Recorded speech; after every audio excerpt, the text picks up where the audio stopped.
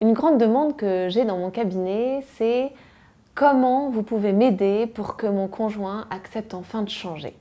Souvent, on vient me voir en me disant j'ai l'impression d'avoir tout fait dans mon couple, d'avoir tout essayé, mais je m'épuise, j'ai l'impression d'être seule à vouloir changer quelque chose. Je fais tout ce que je peux, mais là, je suis à bout de force et mon conjoint ne veut pas changer. Ça, c'est une question qui est très récurrente parce que souvent, il y en a un des deux qui est un peu plus moteur ou un peu plus conscient de l'état dans lequel est le couple ou a plus de demandes ou a une envie d'évolution que le conjoint n'a pas forcément à ce moment-là. Cette demande-là est toujours compliquée parce que du coup, je vois des personnes qui sont souvent un peu à bout de souffle, qui ont l'impression d'avoir fait énormément et donc il y a parfois peu de motivation. Si vous écoutez cette vidéo, c'est que vous vous dites qu'il vous reste quand même encore un petit peu de motivation. Et c'est cette motivation-là dont je veux me servir pour vous aider à vous faire comprendre que parfois on a cette sensation d'avoir tout essayé. Et je ne dénigre absolument pas tout ce que vous avez fait parce que je suis sûre que vous l'avez fait avec bonne foi, bonne volonté. Mais je suis sûre qu'on peut encore trouver autre chose qui va faire qu'on va voir la situation sous un autre angle et qui va vous permettre de vous mettre en action de façon différente.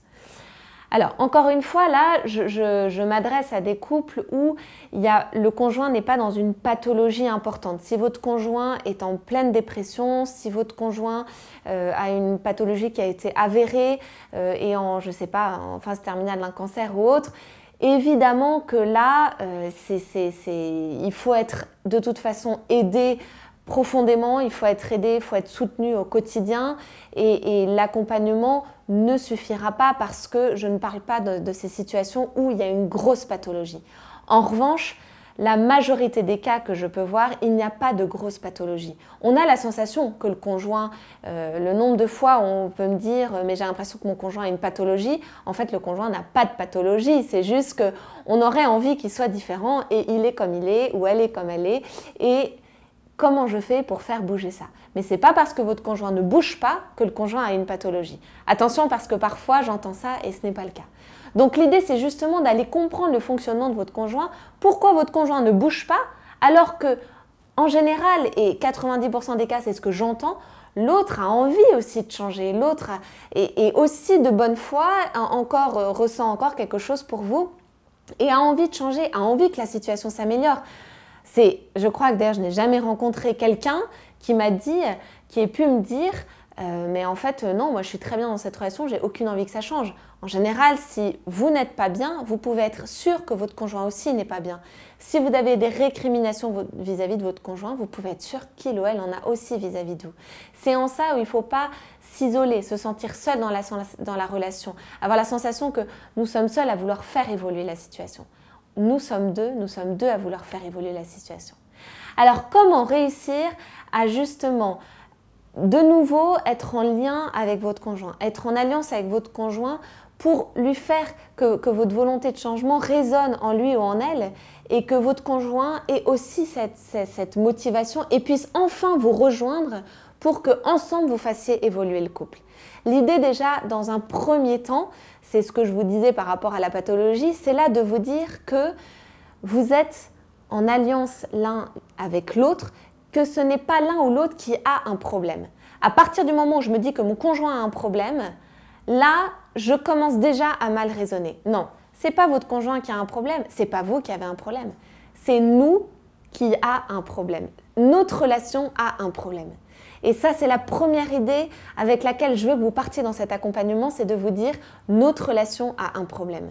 Donc, je vais me sortir de l'idée qu'il faut que je change l'autre, mais plutôt de me dire « il faut qu'on aille changer la relation ». Et pour ça, je vais commencer à vouloir la changer pour que l'autre puisse s'imbriquer dans ce mouvement et la change aussi avec moi.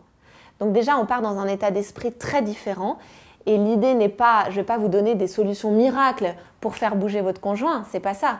Mais en revanche, l'idée c'est de vous donner des solutions pour faire bouger la relation, pour faire bouger la communication, pour faire bouger vos actions vis-à-vis du conjoint, vis-à-vis du couple, pour que le conjoint ne se sente pas menacé, n'ait pas la sensation d'être le problème, mais qu'il ait envie d'être en lien avec vous pour se dire c'est vrai, notre relation a un problème, mais nous, en soi, on a les moyens, on n'a pas de problème particulier, donc on a tous les moyens pour pouvoir faire bouger cette relation.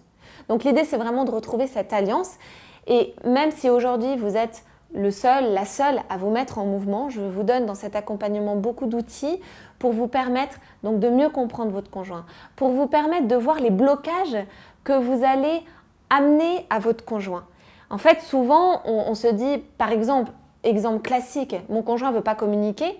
En fait, je réalise que c'est moi qui angoisse mon conjoint par rapport à la communication. Donc, je vais vous expliquer tout ce fonctionnement-là et de voir en quoi on est co-responsable de la situation dans laquelle on est. Si je reprends l'exemple de la communication, quand une communication est bloquée, en général, la majorité du temps, ce n'est pas l'un ou l'autre qui bloque la communication, c'est les deux dans notre relation qui faisons que nous n'arrivons pas à communiquer. Nous sommes co-responsables de ce problème de communication. Donc c'est dans toute cette énergie positive que je veux vous mettre, dans tout ce regard positif, parce qu'en fait, oui, c'est positif, ça veut dire que vous avez encore plein de choses à faire pour votre couple, ça vous redonne de la maîtrise, ça vous redonne une volonté d'action, de la motivation, et vous allez voir que vous mettre dans cette attitude positive, dans cette dynamique positive, vous allez voir que le conjoint sera forcément sensibilisé, et il ne peut pas rester complètement fermé à toute cette ambiance positive que vous allez enfin pouvoir remettre après des mois et des mois de plaintes, de désespoir ou autre. Vous allez enfin pouvoir retrouver un peu d'espoir. Et moi, c'est vraiment mon objectif. C'est vraiment de vous dire que vous puissiez de nouveau être en lien l'un avec l'autre pour pouvoir vous mettre en mouvement, non pas pour changer l'un ou l'autre, mais pour changer la relation. Donc évidemment, je compte sur vous, je compte sur votre motivation, je compte sur votre engagement aussi dans ce pari que l'on se donne. Si vous êtes déjà désespéré, que vous espérez prendre cet accompagnement pour le donner à votre conjoint, je pense que ce n'est pas la bonne attitude. Il faut vraiment se dire « je peux encore faire quelque chose ». Et c'est en ça où je compte sur vous et je suis sûre que vous avez encore des ressources en vous pour pouvoir faire ce mouvement-là. Et je l'espère que du coup, votre conjoint après sera aussi dans l'optique en étant rassuré grâce à vous, dans l'optique de pouvoir aussi suivre tous ces conseils positifs que je peux vous donner. Donc n'hésitez pas à cliquer sur le lien juste en dessous et on se retrouve pour commencer cette dynamique positive.